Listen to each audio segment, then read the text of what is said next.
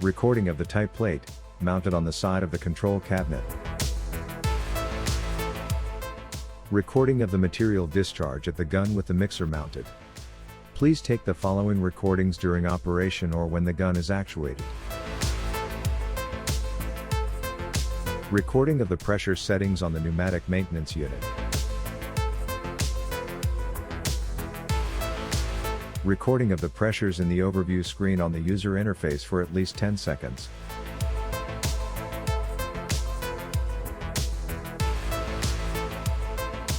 Recording of the movements of the piston pumps, A pump on the left and B pump on the right. Please make sure your recordings captured a switching point of both pumps. Important, the movement of both pumps should be evenly and, apart from the switching point, without shocks. Also please record the pressure curve, both of A and B filter upstream of the dosing pumps on the dosing units.